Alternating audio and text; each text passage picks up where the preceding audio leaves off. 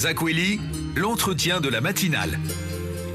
Avec vous, Lila Coton-Davola, bonjour. Bonjour Yumna, bonjour à tous. Et ce matin, nous recevons Marc-Antoine Mollès, président du syndicat secrétaire du syndicat des transitaires de Mayotte. On y arrivera.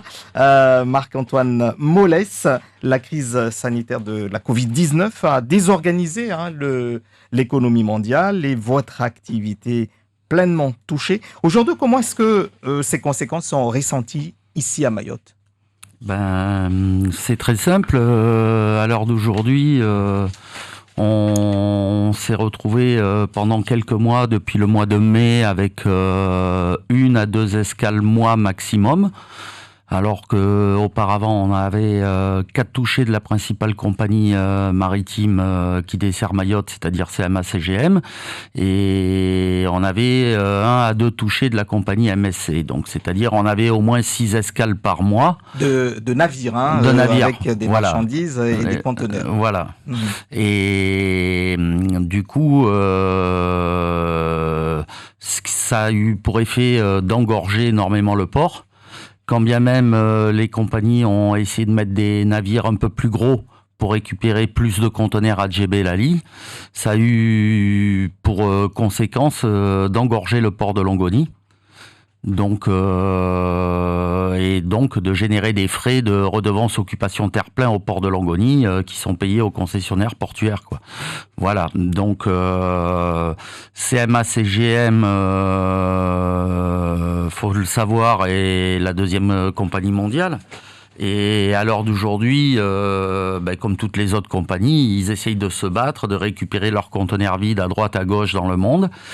Et sachant que cette crise Covid qui dure depuis 18 mois a mis à mal le flux de marchandises et le flux de conteneurs. Donc c'est pas quelque chose qui peut se régler d'un claquement de doigts. Voilà. Alors concrètement, à Mayotte aujourd'hui, il y a donc moins de conteneurs que prévu. Non, ça se mesure pas comme ça. À Mayotte, les besoins sont toujours les mêmes. Et d'ailleurs, je dirais que les besoins sont grandissants à Mayotte. Donc, non, il y a toujours une demande conséquente de conteneurs. Le souci, c'est d'avoir ces matériels à disposition au départ d'Europe pour les charger et les mettre à bord navire et les faire venir à Mayotte. C'est là que se pose le problème. Donc, aujourd'hui, il y a une pénurie de marchandises, puisqu'il y a des conteneurs qui ne sont pas arrivés. Voilà, il y a des manques de conteneurs. Quand on aurait besoin de 400, 500 conteneurs pour charger au départ d'Europe pour des conteneurs à destination de Mayotte, à l'heure d'aujourd'hui, on fait face à des stop bookings qui nous disent vous allez en avoir que 200 au lieu d'en avoir 400. Donc forcément, ça entraîne des retards d'arrivée de marchandises et des pénuries sur certaines marchandises. Alors, on a appris que le président général de CMA-CGM a pourtant annoncé que Mayotte aurait une desserte hebdomadaire à partir du mois de novembre. Donc, il y aura au moins un navire par semaine ici à Mayotte au mois de novembre. Alors tout à fait. D'ailleurs, Monsieur Rosan, qui est passé à Mayotte la semaine dernière, nous l'a confirmé par écrit.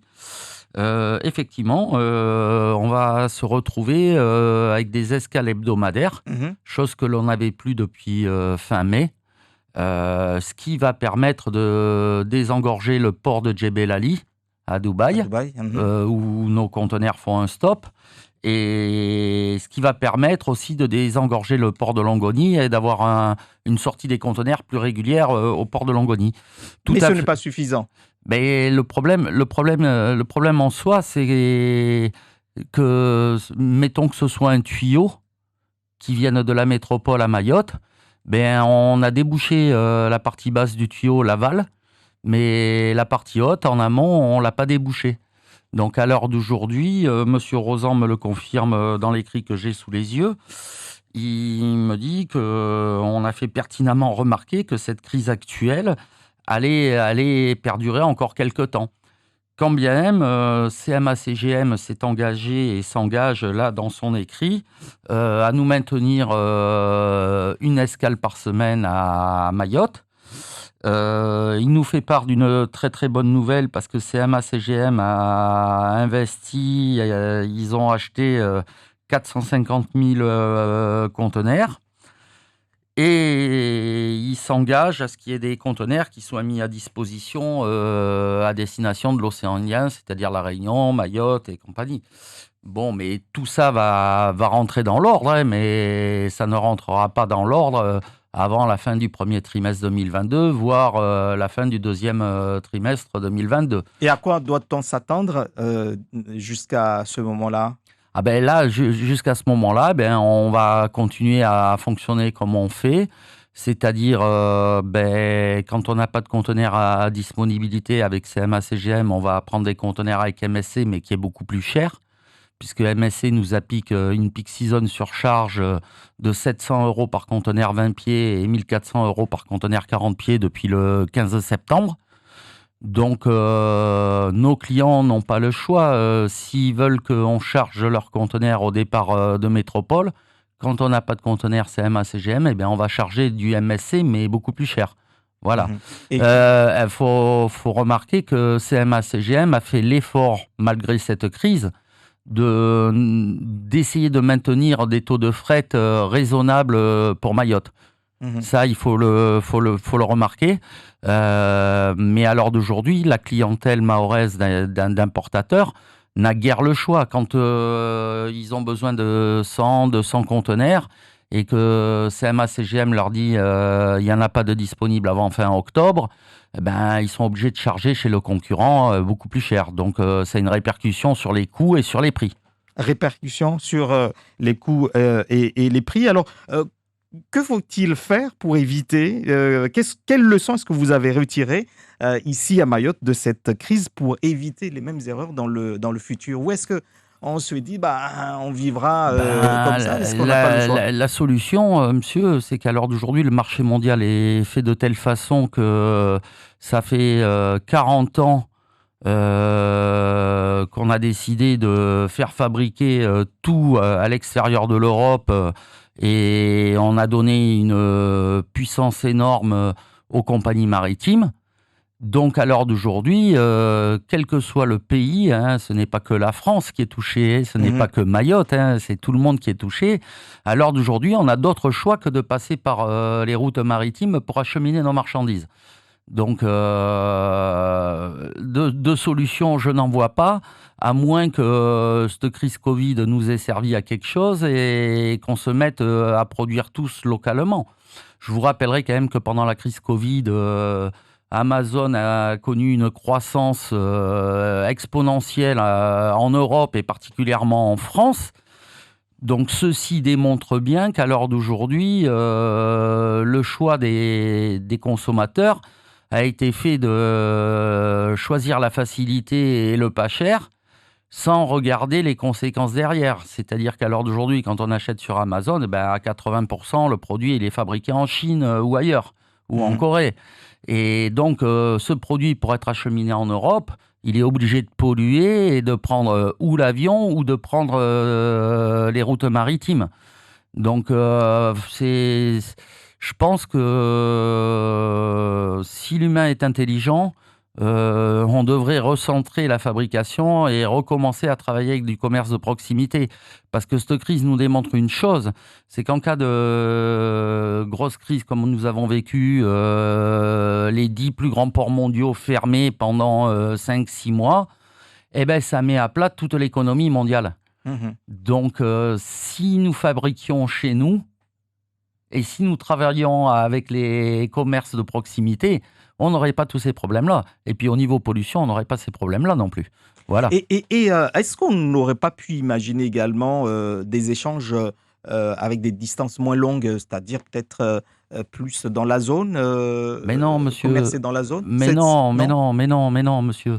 Ça ne se fait pas comme ça. Quand vous avez des entreprises de la grande distribution ou du BTP qui travaillent avec des fournisseurs, qui ont des accords avec des fournisseurs depuis des années et qui ont besoin d'acheter des produits qui répondent à des normes européennes et des normes sanitaires européennes, on ne peut pas travailler avec les pays de la zone. J'ai eu des gens qui m'ont dit « Ah oui, mais pourquoi on ne commanderait pas à Dubaï ?» 80% de ce qui est vendu à Dubaï n'est pas conforme aux normes européennes. Donc, c'est pas valable. On le voit bien quand les conteneurs arrivent de Dubaï ici, la douane tombe dessus, la moitié des marchandises, elles partent à la décharge parce que c'est pas conforme. On a voulu être département français, on est département français, on travaille avec des produits aux normes européennes. Donc, pour avoir ces produits-là de qualité aux normes européennes, on est contraint et forcé de travailler avec l'Europe, à minima, ou avec des usines qui sont conformes. Et sachant que Dubaï, il n'y a pas de production à Dubaï. Dubaï n'est qu'une plateforme d'échange. Mais les produits ne sont pas fabriqués à Dubaï. Donc, on a ce problème-là. Et quand vous avez des entreprises qui travaillent depuis 30, 40 ans avec des fournisseurs alimentaires, on ne change pas un circuit alimentaire comme ça, du jour au lendemain, d'un claquement de doigts, parce que pendant quelques mois, il manque des conteneurs. On ne peut pas. C'est remettre tout un mode de fonctionnement en route et tout un système d'achat en route qui n'est pas faisable.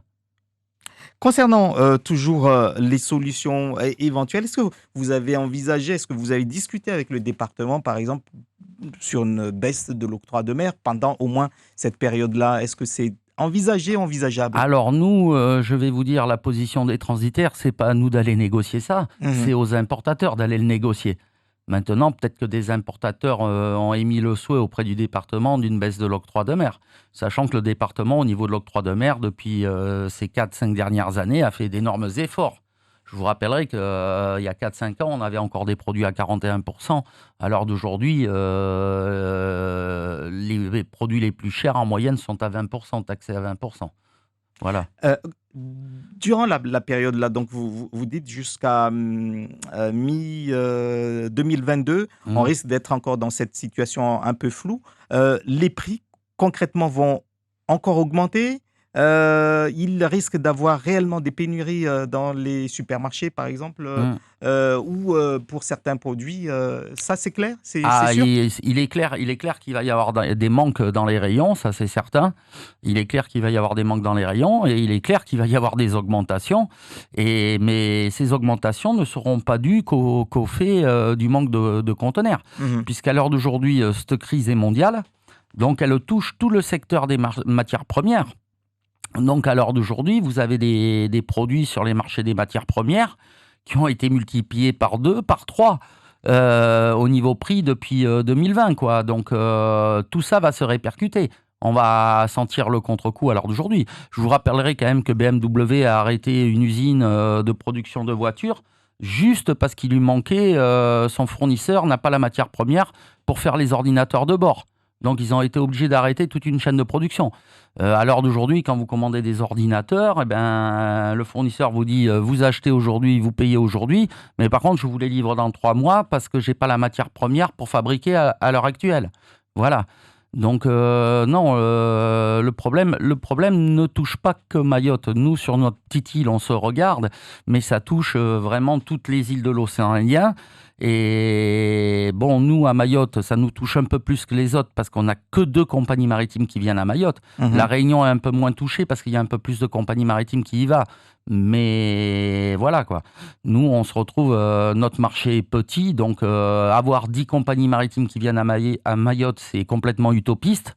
On en a 2 qui sont parmi les 3 principales. C'est pour ça qu'on ressent beaucoup la crise. Voilà. Et pour finir, dans le contexte de cette crise et les difficultés que vous aviez déjà, vous, transitaires, avec la gestion du port de Longoni, comment est-ce que vous vivez la situation? Est-ce que cette situation, du coup, est encore plus difficile à vivre? C'est clair qu'avec un port qui ne fonctionne pas bien, quand vous avez qu'une escale par mois, et beaucoup de conteneurs ou que des gros navires qui arrivent, on le vit un peu plus mal parce que on n'arrive pas à sortir les conteneurs qui sont sur le port Et donc les conteneurs ont tendance à traîner au port et oui, ça, on le vit pas bien. Mais de toute manière, l'histoire de la gestion du port, elle date pas d'aujourd'hui. Ça, c'est aux élus de prendre ce dossier en main, parce qu'à chaque fois qu'on saisit l'État sur ces problèmes-là, l'État nous dit c'est au département de gérer cela. Donc, souhaitons que la nouvelle mandature du département soit bien éclairée et pense à changer de gouvernance au port de Longoni. Merci à vous.